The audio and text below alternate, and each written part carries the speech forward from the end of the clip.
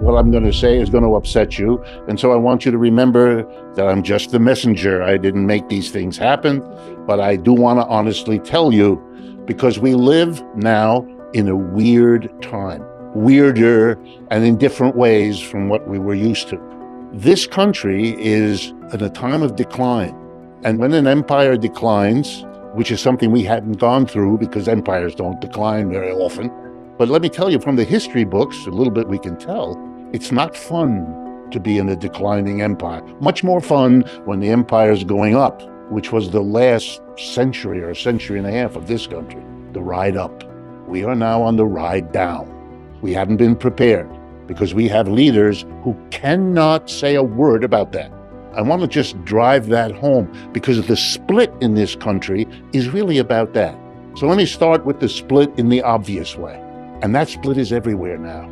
And if you haven't noticed it yet, you will, because it's going to impact your life in all kinds of ways. So one of them is a little bit about what a declining empire means, just to give you the context.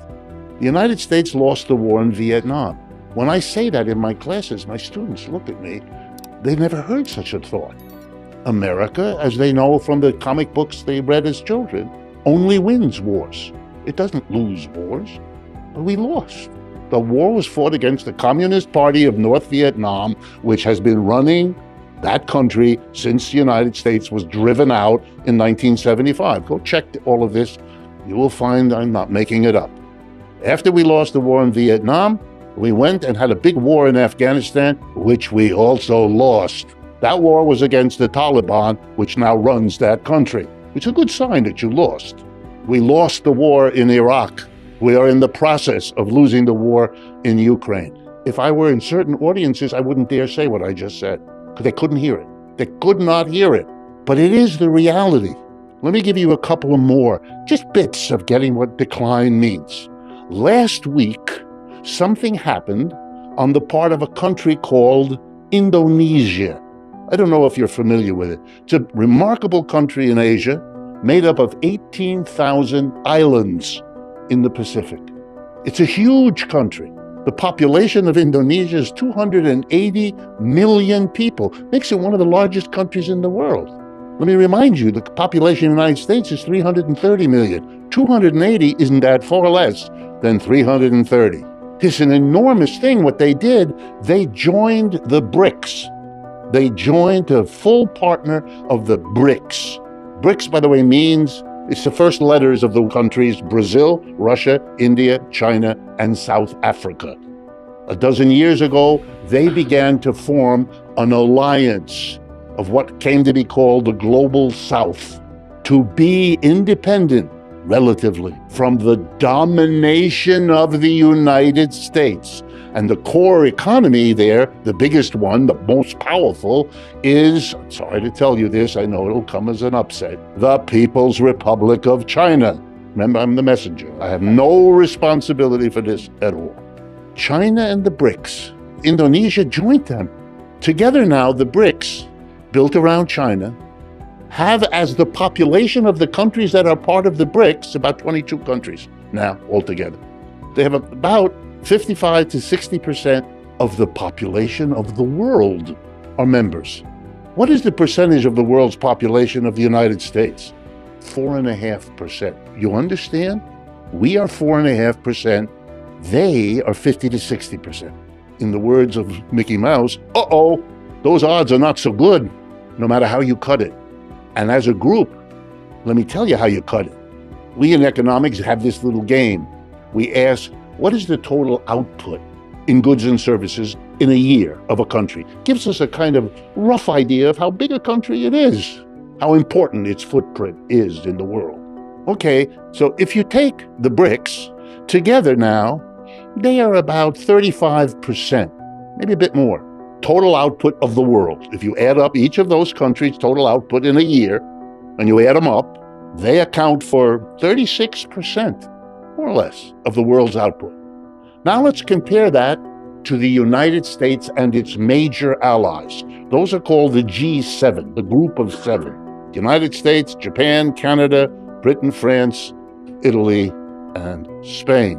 Okay, That used to be the dominant player of the world. That used to be what world trade meant, what they did. Together they, that's all of them, now account for about 28% of the world's output. Do you understand? The BRICS is now what the United States was, but is no more. Now, if you're looking to where the wealth is, you go east, not west. If you're a poor third world country, as we used to call them, and you need money for a build railroad, or you need to find places to sell your exports, you direct your diplomats first to go to Beijing, because that's where it's at. If you can't get a good deal there, well, you might go to London or Washington. But whatever you are doing, you're going to play them against each other. You're going to say to the Americans, oh, that's the best you offer? Let's go the other place, see what they offer. You want to know why most of the railroads being built in Africa today are being built by the Chinese? There's your answer. They got a better deal. Everything is changing because of this, except here, where the make-believe is the way this country is dealing with this. Denial.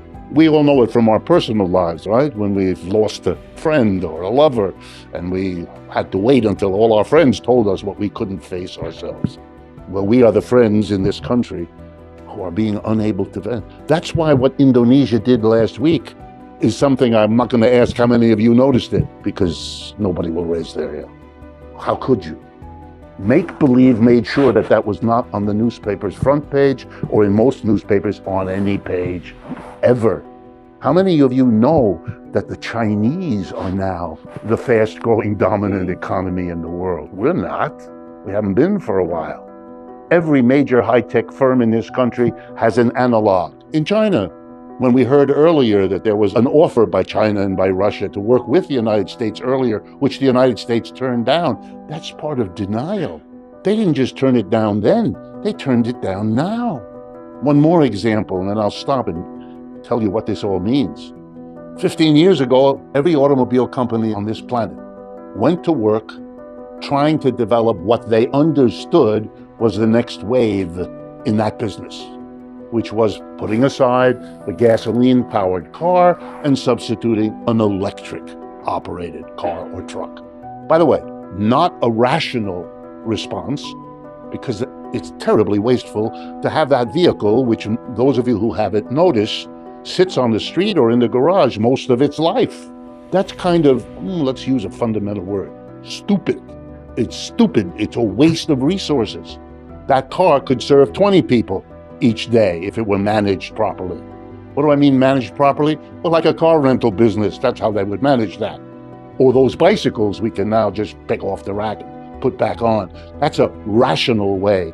If you want to avoid killing people, which private cars do, if you want to avoid air pollution, cars are the major cause of it, and on and on. Rational would be to go from the private car to a mass transit efficient system. A beautiful train every 5 minutes, a beautiful bus, even more beautiful every 3 minutes, everywhere. That's it. Infinitely cheaper, much more efficient.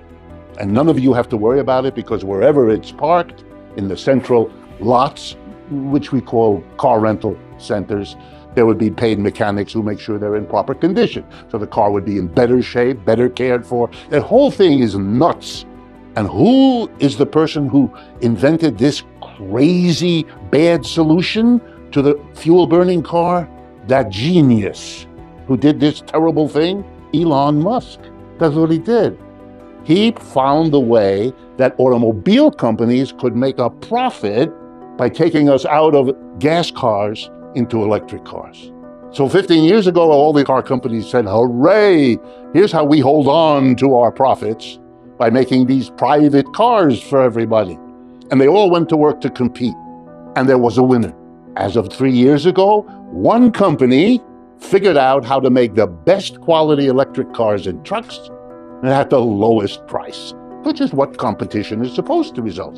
And I'm sure you all know the name of this company. It's the BYD Corporation. Now, your faces give you away. You never heard of this place or this thing. What is it? Well, what did I just tell you? They won the competition for the entire new wave of cars and trucks moving across this planet every day by the millions. And you never heard of them. Why? Because they move everywhere except here. If you go to Europe right now, you'll see them all over the roads. BYD, and by the way, there's several Chinese car companies. They're not the only one. They're just the ones who did it best. Why don't you see them? Because we have a tariff started by Mr. Trump, raised by Mr. Biden.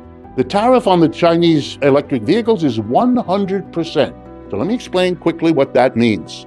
The Chinese produce this wonderful thing, this electric vehicle, and let's take a simple number. $30,000 is what they cost for the car. You're an American. You need, therefore, to come up with $30,000 if, for example, you're a company that uses electric trucks to do part of your business. It's an input. You'd have to come up with $30,000 to get the truck. And then you'd have to pay 100%. Another $30,000 will go into Uncle Sam, who put the tariff. Tariff is just a word for a tax. It's a word for a tax on an imported good or a service, something that's produced out of the country but brought in here for sale. That's what an import is, and tariff is the name of the tax you put on imports. We have been putting taxes on imports as a nation from the beginning, although throughout the history there comes nothing new about it. But it's 100%, which means an American would have to buy that truck by giving China 30 grand for the truck, and Uncle Sam another 30 grand, and so with 60 grand, you get the truck. But of course, no one does that. Why? Because Ford and General Motors and Tesla will sell you an electric car or truck for a mere 40 grand or 50 grand or something like that. So who's helped by this? Ford and General Motors, they wouldn't be able to sell their crappy cars otherwise. None of us buy a $40,000 or $50,000 electric car if we're going to do that, and give BYD $30,000 for a better car rather than $40,000 or $50,000 to General Motors, however patriotic we might feel. And you know who knows it?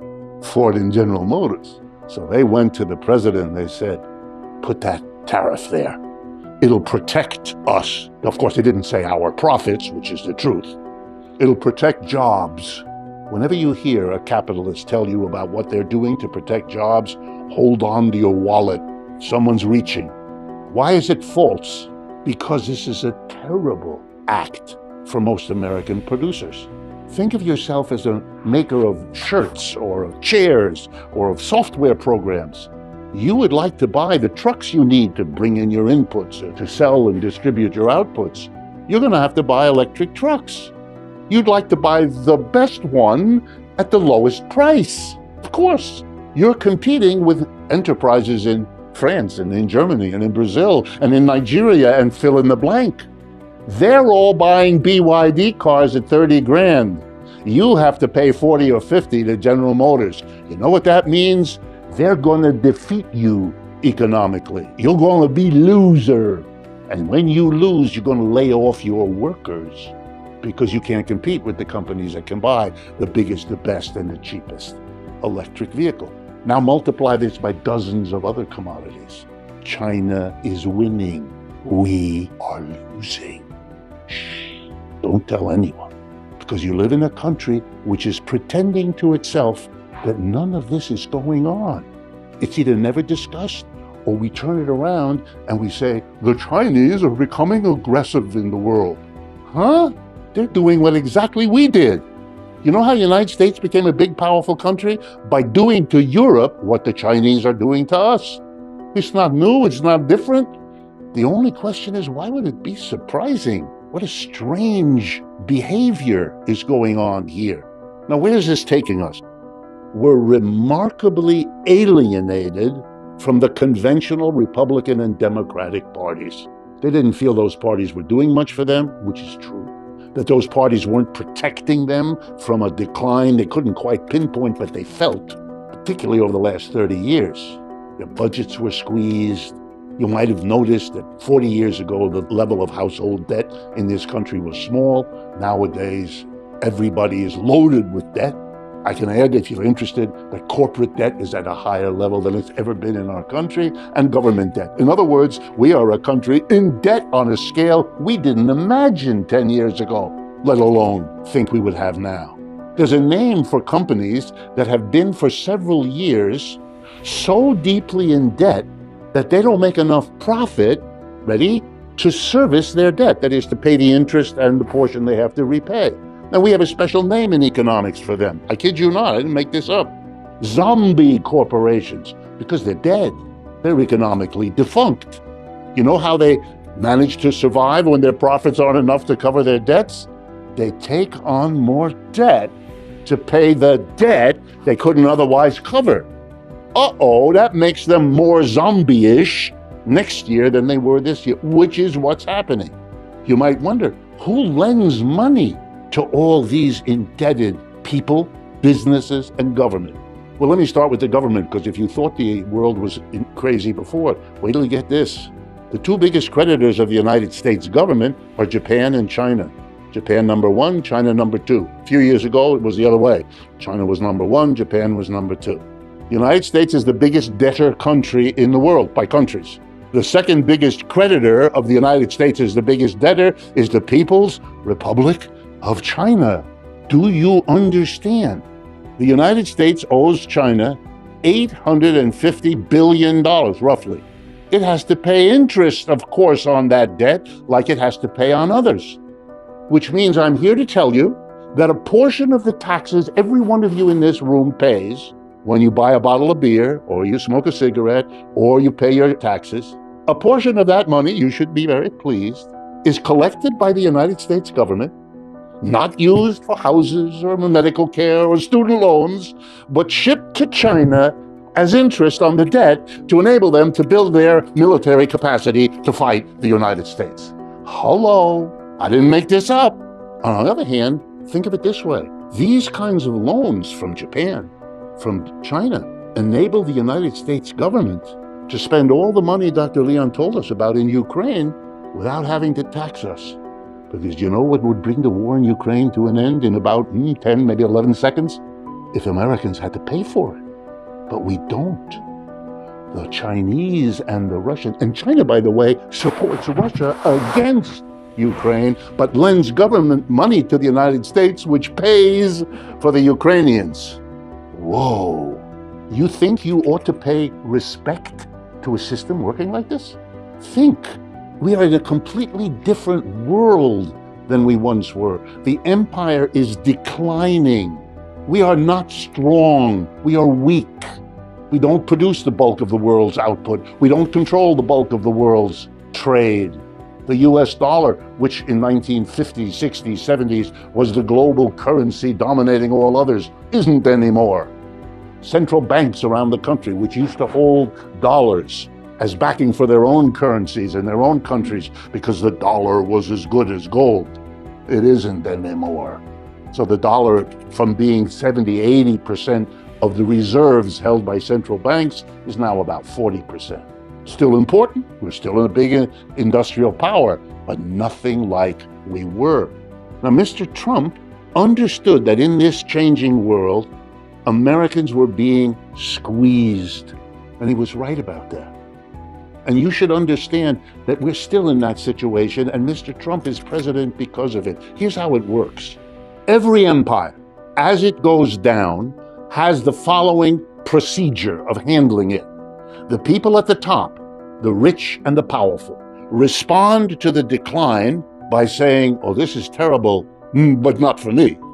The top always offloads the difficulties and burdens of a decline onto those people less powerful and less rich than themselves. The emperor in Rome didn't suffer the way the average people did. The emperor in Persia or the emperor in Greece, it doesn't matter. All the empires show the same phenomena. Those at the top hold on, work harder than they used to hold on because they know damn well it's going down. And who can't do that are the people who don't have much power and the people who don't have much wealth. And so the working class has to be, one way or another, squeezed as you go down. And we, you, me, we're all being squeezed. And in our naivete, we turn to the Republican and Democratic Party. Protect us. They can't. Oh, they'll tell you whatever you want to hear. You know that. We live in that. But they can't do anything. because the only real thing to do would be to say honestly to the people, "Oh, our empire's going down, it's going to be a hard thing, and maybe we all ought to get together to try to get through this difficulty together." Oh, that would be an interesting idea. Would have a name like, I don't know, socialism. That would be rational, but we don't live rational. How do you squeeze the mass of people? A lot of ways. It's a little bit like that famous poem, you know, how do I lovely, let me count the ways. How am I going to screw the working class? Let me count the ways.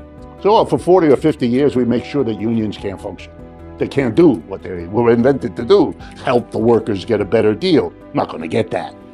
We're going to demonize unions. We're going to make every union look like it's, you know, that movie On the Waterfront, a bunch of crooks that are grabbing your dues every week, et cetera, et cetera. You've been living your life in that kind of an environment. It's changed the last few years as working people begin to get it. And they are. That's part of what this meeting is a sign of. Beginning.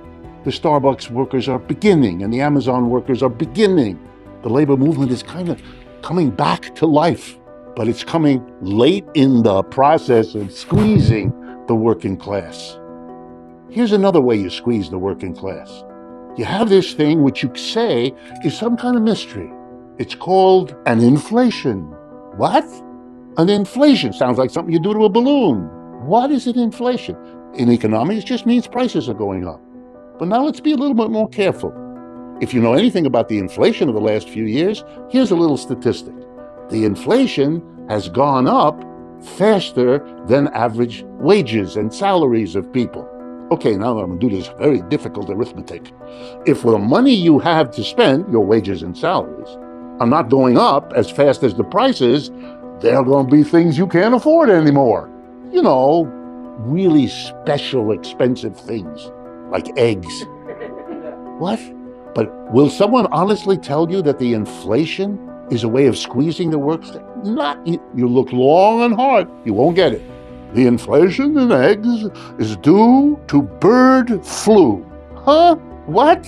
I'm talking to people, I'm not going to be mean, but half of you believe that, and the other half of you think it might be true. Here's what an inflation is. It's a decision made by some people to jack up the price you have to pay for the things they can control the prices of. Who sets prices in a capitalist economy? Answer, the employer. Those of you who have had jobs all your life as workers, do you ever recall being called into an office to add your opinion as to what the price should be of what you helped to produce? Never happened. The United States Census tells us 3% of Americans are employers. Welcome to the other 97%. That's you and me. The employers set the prices. We pay them. When they jack up the price, that's because they want to give us fewer of whatever it is they make for the money we have to give them. It's a way of screwing the working class. And that's how it's been used in the last few years.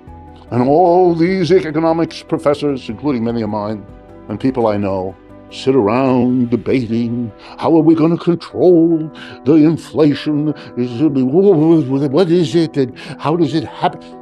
I sit there, I'm one of their students, and I want to run up there and hit them over the head with a ping pong paddle. What are you doing? What is this noise coming out of your mouth?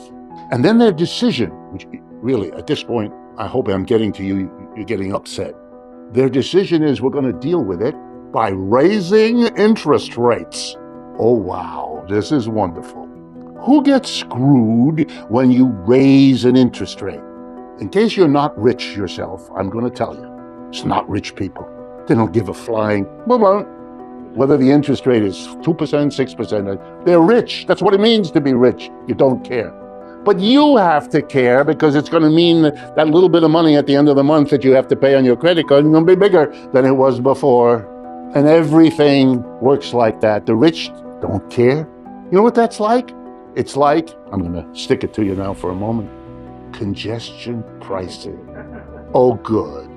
We have a problem in New York with traffic. This should come as hot news since it's only been true for a century. And we're going to finally do something. Oh, really? Yeah, what? We're going to tax everybody the same. What? The same. A rich person who will not give a damn And the poor person for whom this adds up as an extra buck or two every time you do something, if you have to come in and out of Manhattan, etc., etc. Only an American politician who's just seen what inflation has done to people would come up with that solution. And by the way, raising interest rates, because I can see it perked some of your interest, is that the only way to deal with an inflation? Of course not. Why did you ever think it? Answer, because that's what you were fed all the time in all the media. The last time the United States had an inflation as bad as the one a couple of years ago, right, was back in the late 70s and 80s. We had funded the war in Vietnam by printing a lot of money because otherwise the people would have revolted against it. If you'd said to everybody, we're having a war in Vietnam, it's going to cost every family a couple of $1,000 a year. Whip, end of war. So we borrowed. We printed money and we borrowed. And then we had the terrible inflation. And then a conservative Republican president, Richard Nixon, went on the television August 15th, 1971, and said, I'm going to do something about this terrible inflation. Oh, good. There was tremendous suffering in the country and a lot of pressure. And put that together with the problems with the war, he had to do something. So he declared a wage price freeze that day, 15th of August. As of tomorrow morning, he said, this conservative Republican president who became president by becoming the champion of anti-communism. As of tomorrow morning, he said, any business that raises its prices, we will come for you, we will arrest you, and you go to jail. Guess what? The next morning, inflation vanished. Amazing. Are you surprised? Shouldn't be. Is this a story about how you control an inflation? Yeah. Did it work? Yeah. Did it happen in the United States? Yeah. Do you know about it? No. And the people at the Federal Reserve who decide interest rates, they made sure not to ask about it, not to talk about it, not to debate it. Let me give you another example, because I think I perked some of your interest. In the early 1940s, the United States decided to enter and fight World War II. And the economists, who by the way included a significant number of Marxists and socialists, because in the 1940s, they would be hired by President Roosevelt at the time because they were considered the most reliable anti-Nazis, anti-fascists. So people like Galbraith, whose name you may know, Paul Sweezy, Harry Magdoff, people, very important people on the left of American economics, were working in Washington. And they went to Roosevelt and they said, okay, you got a problem. You're about to fight a war. You're going to move all these resources, factories, railroads, to work on a war, to supply the army, supply the navy, and fight a war. And those resources are therefore not going to be available to produce food, clothing, shelter, consumer goods. So we're going to have a shortage of consumer goods since we're using these resources, a large number of them, to fight a war. And here's the problem with that, President. If there's a shortage of goods for the mass of people, who presumably will still want to buy underpants and shoes and toasters and all the other things of life, with a shortage, we got a problem. And the president said, well, what's our problem? He said, the market system. The president was confused. I said, I thought we were supposed to be for that. Yeah, but we can't afford it in a war. Why not? They had to explain to him, just like I'm doing now with you. If there's a sudden shortage, then there won't be enough toasters or ice cream cones or fill in the blank. And you know what happens in a market economy when there's scarcity of goods? The people with the money offer more. You'll come with your dollar to the ice cream vendor in the park, and you got your two little kids with you, and you want to buy them an ice cream cone, and you hand him $2 for the 2 cones, and he looks at you and says, I only got 4 cones left. And before you can respond, the person next to you, who you can tell by his outfit is much better heeled than you are, says, I'll offer you $5 for each cone. Guess who gets the cones? If you have a shortage, a market system is a system that allocates whatever is scarce to the people with the most money. Those of you who think of yourself as moral or ethical ought to think about why you support a market system that does what I just said. Really? That's what you want? You want to live in an economy that distributes whatever is scarce to people with the most money? You know what that means? It means that the little bit of milk will be purchased at a high price by the nice rich couple who gives it to their cat. But it will not be affordable to the poor couple who needs it for their children. That's how the market works. Jack, you're supposed to love the market. You're supposed to believe it's efficient. It never was. That kind of argument is what we in academia call bullshit. But it works. Mr. Trump has become president because he knew that the mass of the American people were being squeezed and that the conventional Republicans and Democrats weren't doing squat about it. And he said, I'm different. Watch me. I'm going to be outrageous. I'm going to say the things that were quoted earlier, not quietly and under the table, the way it's usually done, but big and loud and open, all about it. Watch me. And when you got two parties that aren't doing anything for you, and you're feeling very squeezed, you give your vote to somebody different. After all, why not? The Democrats had the equivalent. You all know his name. Bernie. He was the different on the other end. The politician who for the first time in half a century didn't run away from the name socialist. Had he run, he would have picked up that same different. Maybe let's go with him. But the Democrats shut down their only chance. And look at them. They suffered the results. Mr. Trump, there's no reason for any of us to imagine he's going to change. He's going to be Mr. Different. That's what he does. And you can already see it. The Israelis made a decision to hitch their wagon with the United States. They made that decision many years ago. Fateful decision. Good in the short run, a disaster in the long run. And that disaster has now come full circle. They're identified in the whole world as a complicit partner in what was done in Gaza.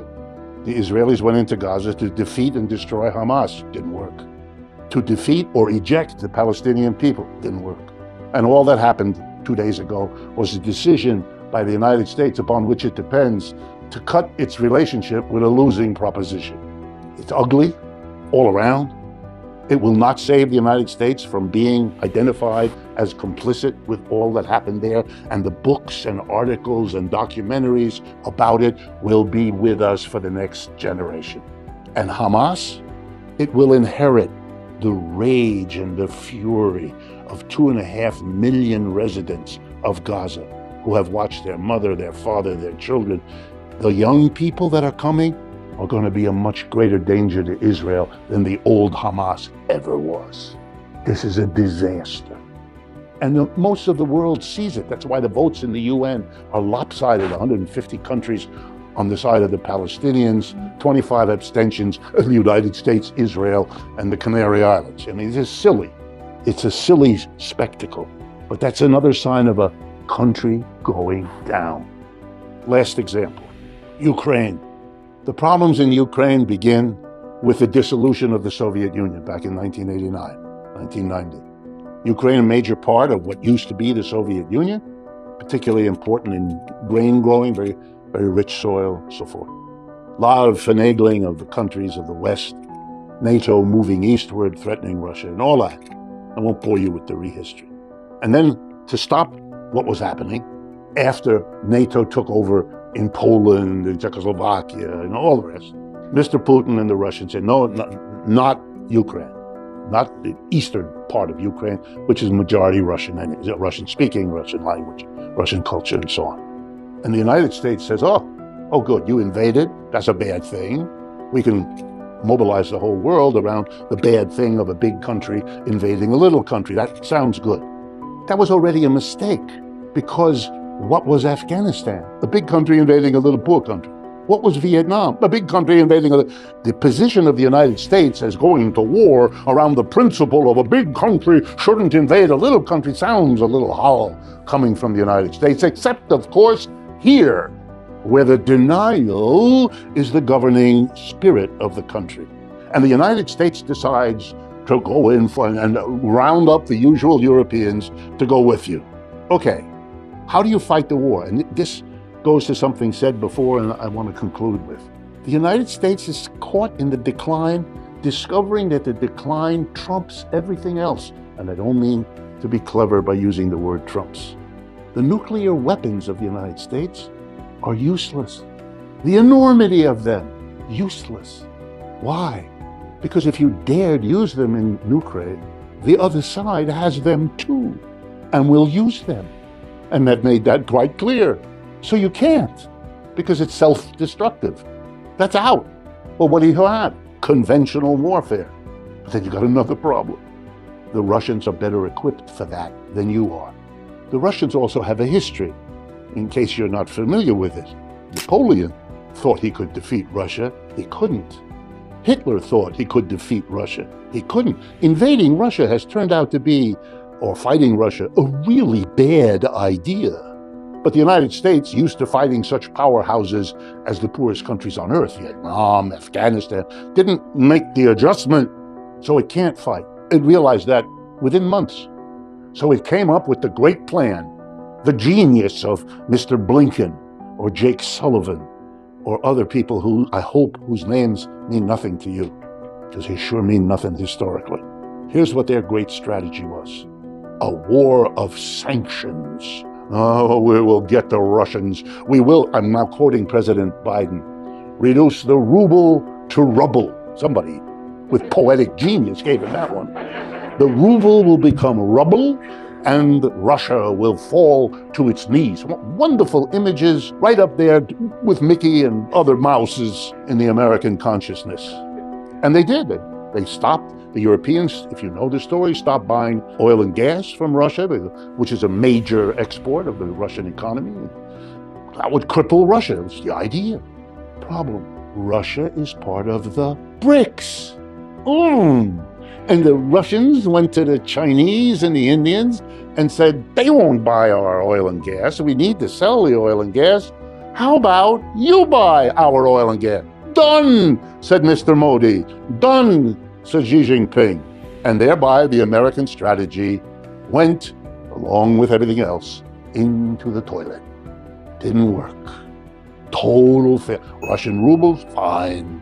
Russian economy, in case you don't know, has grown faster over the last 2 years than the American economy has, which should surprise no one.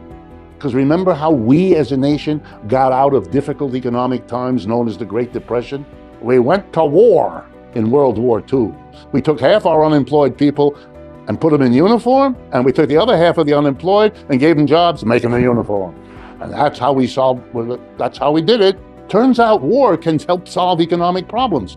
We should have known, because that's what we did, but we couldn't imagine it. These failures of imagination, these are the signs of economic, powerful decline. So if you really want to understand where we are, it doesn't depend on anything Mr. Trump does. That's the important thing to understand. Don't get caught up in that. Mr. Biden's influence on the economic conditions of our society are marginal.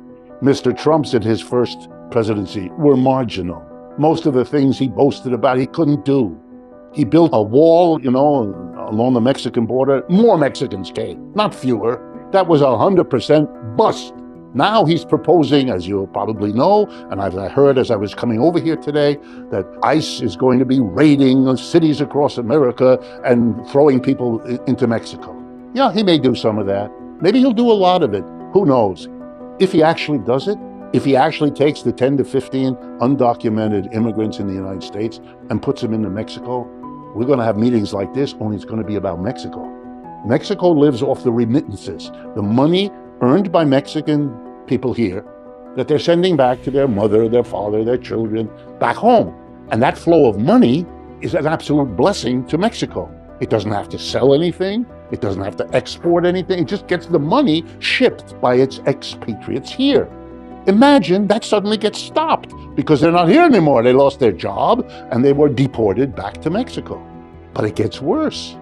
They're arriving in Mexico at a time when Mr. Trump is threatening them or hitting them with tariffs, which is killing the market Mexico had in the United States, its biggest buyer of its output, including many automobiles made by Ford and General Motors in Mexico for export here. Those goods are not going to be able to come in here without a tariff, which means we're not going to be buying them, which means the Mexicans are going to be laying people off. When the money from remittances isn't coming and the millions are coming looking for the work that will not be there. You know what that's going to make out of Mexico? A disaster that's going to remind everyone else of the sad country of Haiti. A disaster of gangs and American tourism there. Bye-bye. That's the kind of chaos that's coming out of the denial. The war in Ukraine is lost because the Russians can fight forever. And for those of you who pay attention, you may have noticed, you should have, that the Russian army is many, many miles into Ukraine. It's very clear who's winning and very clear who's losing, except here. So my parting final words, most of what's about to happen is not about Mr. Trump or what he does or doesn't do. His capacity for saying one thing and doing another is already legendary. You don't need me to remind you of it. But whatever he in fact does is marginal. Most of what is going to happen to you and me is going to depend on two things. One, what the rest of the world does as it watches and navigates the decline of the American empire. So it's actually more important what Xi Jinping and Mr. Modi and Lula in Brazil and so forth and so on.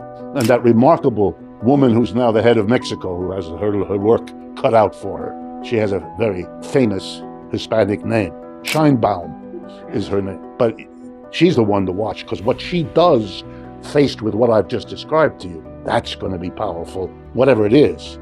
So it's the outside that's going to affect us more than our own political leaders, because we don't have the power and they don't anymore. Plus, we are so lost in denial that we don't know what we're doing. That's why we miscalculated in Ukraine. They're out of touch, not just with the American people, but with the world reality.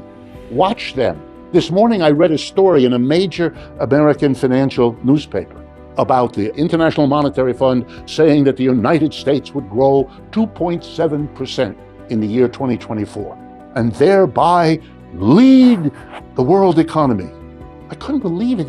It's so gross. By the way, the number's correct. 2.7% is what the IMF has now said, but that's not leading the world economy. That's lousy. Chinese growth this year will be 5%, and the Indian growth will be 7%. The United States isn't leading anything, except here in its own weird mentality. And what's the other thing, the second thing, beside the outside dominating the inside? It's you. We are the unknown. Will the American people allow themselves to be the ones who get screwed as this empire passes? It's the same question that the British working class had to face when the British Empire collapsed over the last century. We, whether women building up or formerly incarcerated people, will they get together? Will they make movements? Will they make demands? Will they make coalitions with one another to realize those demands? That's the wild card everywhere. By the way, there are think tanks all over America that are asking the same question. They're worried. Is the labor movement waking up in a way that could change all of this? People were being worked at unbelievable stress in Amazon warehouse for years, or in Starbucks coffee shops for years. But in the last 2 or 3 years, enough is enough, no more, we're gonna, that remarkable group, Chris Smalls and folks out there in Staten Island, that's a remarkable and has had effects everywhere else. The Boeing workers on the West Coast rejected 3 contracts before they accepted the one that they found, which was better than the ones that they had rejected. The labor movement, that's the question. If this gives you a swell head, that's my point. It is more in your hands than you think of, because in addition to saving yourselves, if it's a time of decline, if the people who run this society are so busy denying it, refusing to face it, as I've tried to show you, then we are stronger than we might suspect, and they are weaker than they might feel confident about. And that's a good time for us to act. The conditions are pretty good, not terrible, as some of my fellow leftists are worrying about. Of course, we have problems and difficulty. I'm not pretending otherwise. But we also have an historical moment that the old Cold War mentality, that everything to the left is evil, bad, won't work, is dead. That generation died and took it with him. Young people today, they don't have that mentality. They're much more open to what it is. In the decades before the collapse of the 1930s, we had the same redistribution. It blew up, and then in the 1930s, there was the reverse, the redistribution down. So what happened in the 1930s? Just remember our history. You taxed corporations and the rich in a way you hadn't before. And what did you do with the money? You created the Social Security system, which gives to everybody who reaches age 65 a pension. We passed the first minimum wage in the United States in the 1930s. We passed unemployment compensation for the first time in American history in the 1930s. And the big one, I haven't even mentioned, the federal government hired 15 million people who were unemployed and now had a job. That was a radical redistribution of wealth and income down to offset the explosion when it went too far up. You know where we are now? Too far up.